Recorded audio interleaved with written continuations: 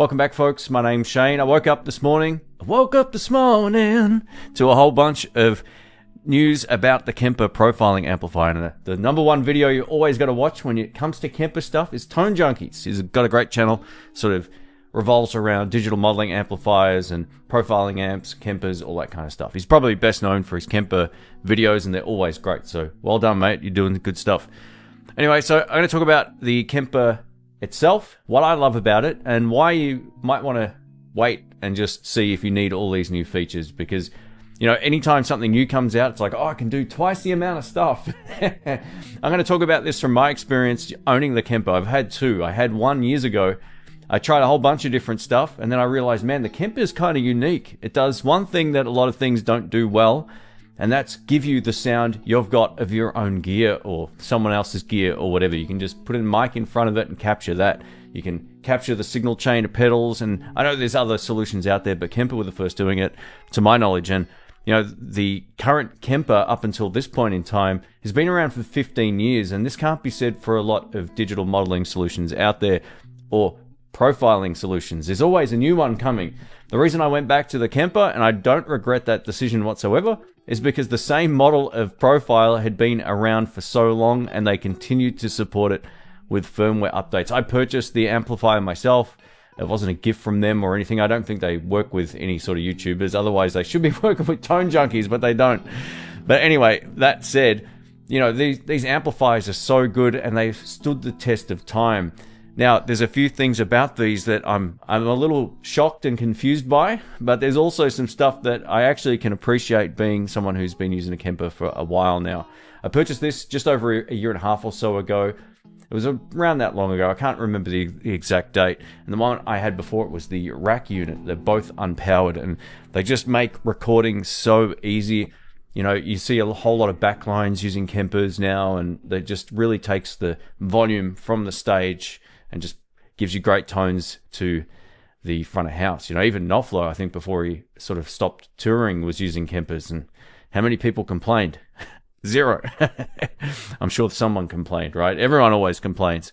But anyway, let's take a look at this. So we're looking at the profiler head and rack. We've got the profiler stage, and you can see under here it says the Mark II. So we've got the profile player Mark II here as well. And we're going to take firstly a look at this profiler head and rack. So let's load this up. All right, so as you can see, they've kind of changed the aesthetics of it. I had a 1960s lunchbox looking one back here, and I actually really liked the look of it. I came to appreciate it. I didn't love it, to be honest, initially, but it grew on me over time, is what I was trying to say. And this one actually looks really cool as well. It's kept the exact same form factor in terms of the shape, but we now get a new sort of color and some new sort of graphics. I don't think mine's got that on there. No, it doesn't. So you get all these like little dots in between here. The overall layout here looks basically identical to what you've come to know and love when it comes to the Kemper. Now, the thing that's kind of shocked me is the screen. They've basically kept the same screen. Now, this isn't a huge problem for some people, but it will be for others. I was sure they were going to put some sort of touch screen in, even if it was a basic LCD screen. I thought for sure it would have more of a touch user interface, but they didn't go that route. They've kept it basically the same. And I think in a way this is kind of cool. It means you don't feel like you're missing out if you've got the one that I've got, or, you know, one of the rack units. The basic functionality of it is the same. Now, they did specify here that this will boot up quicker, and we'll get to that in just a moment. So let's take a look at the features here. It says Kemper Profiling Technology, so you can capture your amplifiers, amp profile from various top studios and tone designers, so that's kind of the same thing. Studio grade effects, which it is. This thing's got like the best delays I've used. And the problem with the Kemper, in a way, there's almost too many options, but if you keep it simple, it's so good. I love just being able to select a delay and then just copy that across to the rest of them, and I can turn it on and off when I need to in terms of the profiles. It's really cool. We get the most comprehensive output section featuring full range, guitar cabs, and Kemper cone modes. All right, we've got performance modes with seamless preset switching, unique morphing, and wireless remote editing. Now, this is something that I'm almost positive my one doesn't have. There's no Wi-Fi access to it. I tried to use the Ethernet cable on the back without reading the instructions, and I found out that's not what it's for. So yeah, it'll be good to see some new connectivity here. You can see, looking at the price here, we've got 1,100 euros for the new unpowered head, which is basically the new Mark II of the one that I've got. And this comes in at around $1,200, $1,300 in the US, give or take whatever's going on with the prices over there at the moment. So yeah, you can, check your local sites if you want to take a look. But the powered one is a couple of $100 more, a couple of €100 more. And this puts it pretty much right in line with the previous pricing. I think, that looks about right. If I take a look at this and change this to Australian dollars, yeah, $2,000 is what I paid for mine. I got it on sale, which was a good deal. And it says that. So plus GST and all the taxes and stuff, I'd expect this to be around $2,200 to $2,300, which would be right in line with the regular retail price. So that's good. They haven't sort of jacked the price up on the new ones. All right, let's take a quick look at what's new here. I found the what's new page. I'll link this down below. You can check it out. And it says, Kemper today announces the immediate availability of the all-new Kemper Profiler Mark II series. Now, sometimes when people hear Mark II, they think it's a whole new design. It's not usually the case. Like, there's a camera out there called the Panasonic GH5. When the GH5 Mark II came out, it advanced the features, but it didn't reinvent the wheel. It was basically the same product, just with a few minor tweaks. So that's what I would expect out of this.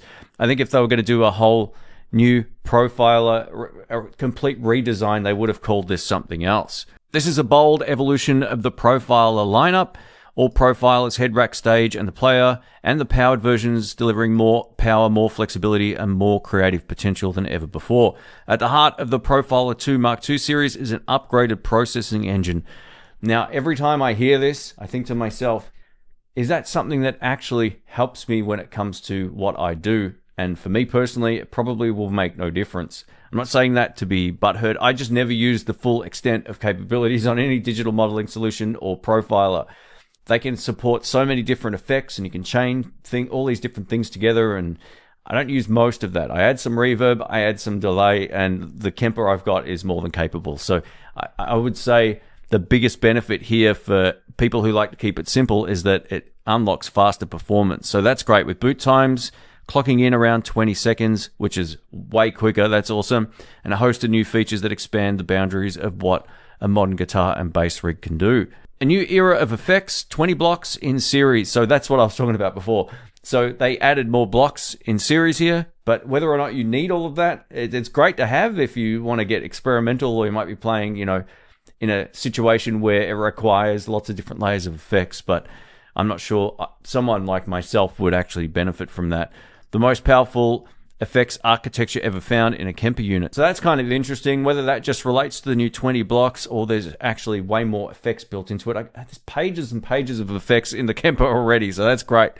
The Kemper Profiler Mark II series now offers 7 additional effects blocks, raising the total number of simultaneous audio effects blocks to an incredible 20, all running with 0 added signal latency. So that's great. You know your own situation, and if you're someone who likes to add 20 different effects, then you're going to be loving this particular unit. They say it's like having an entire fully integrated pedal board with pedals essential at your feet, but one that boots in seconds, never needs rewiring, and always remembers your settings.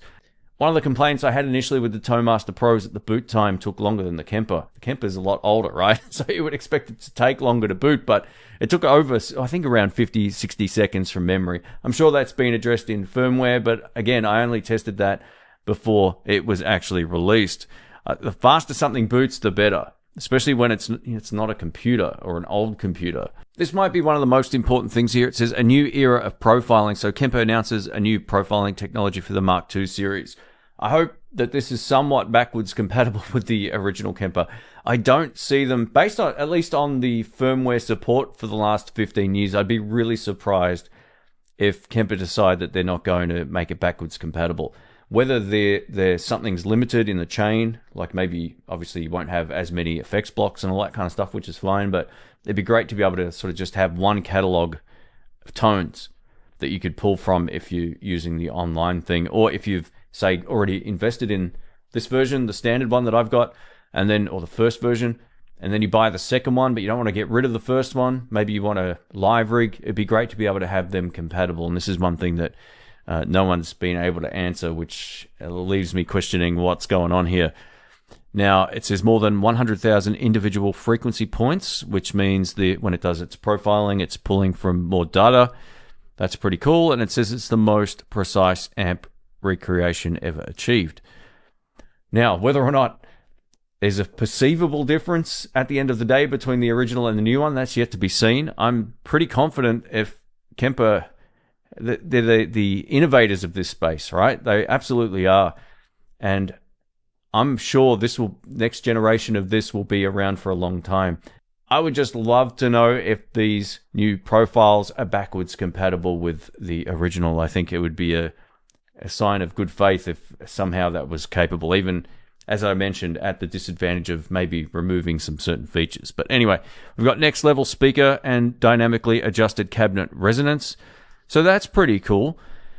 So cabinet resonance, this will be some sort of control, most likely, where you can change, like the PV Bandit has two resonance controls. It's got a tight and a loose, and they sound vastly different to each other in the room. One has a more focused low end and doesn't spread the sound in the room as much, and the other one is much wider and full sounding. So yeah, this is really interesting stuff. Capturing the true dynamics of your setup with the longest and most complex impulse responses in an amp capturing device. The longest and most complex. Now, after just capturing some profiles of amplifiers here in the room, the process doesn't take that long. If it's twice or three times as long, it means it's getting more data, or it has more accurate information to work with, which is great. So that's really cool. Liquid profiling technology seamlessly integrate the original amp's gain and tone controls. That's really cool. We've already got that to some extent on the current one. And we've got unparalleled precision and feel, a cutting-edge hybrid approach to combining precise, deterministic analog measurement with Kemper's industry-leading profile intelligence. It's interesting, we haven't heard the term AI, which is good.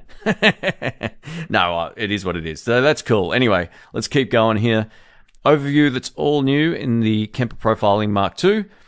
We've got the Profile 2 Mark II series introduces an expanded effects section with dedicated pedalboard essentials, which is cool.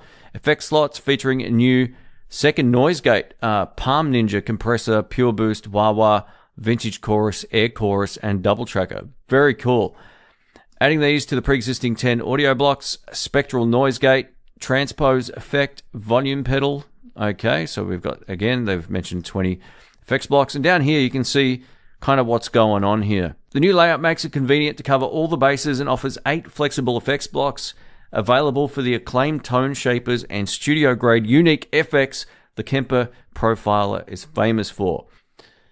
All right, so we're just going to skip down here. You can see kind of what's going on with this image. Here's some good news here when it comes to folks who own the Profiler player. So Kemper say it's been Mark II ready from day one, which means it's a firmware update for that particular unit. So that's new enough to get all of this, which I almost wonder whether or not Kemper may release a paid firmware upgrade for the older ones, or some sort of firmware upgrade. You know, Kemper always said, or at least to my recollection from what I've read online, that the hardware's not needed improving for a long time because it did what it did extremely well. And obviously they made the player ready to go, but that doesn't actually do any of the capture process. It's basically a playback thing, which leads me to believe that potentially maybe some of the older units might have a firmware version that allows you to still use the new captures or the new profiles. So that's cool. I mean, I'm just spitballing here, but that's kind of what it feels like. We've got 8-channel audio support. You can loop longer and play harder. Speed and responsiveness upgrades as well. We've already talked about that, but it also says the preset switching is increased in terms of speed. UI responsiveness are notably faster and smoother, especially in performance mode. One of my small nitpicks with the Kemper is the first time that you go through the menu to dial in, say, an overdrive pedal or distortion pedal, fuzz pedal, whatever, delay, it can sometimes take a while to kick in. That menu just sort of thinks for a while and then it pops up. And then the next time you go back in, it's fast. If that's improved, that's a good thing in my opinion also. At a glance, the Kemper Profiler Mark II series isn't just about doing more, it's about doing it better, faster, and without compromise, with unmatched tonal power and surgical precision and effortless usability. This is the most complete forward-thinking profiler platform yet.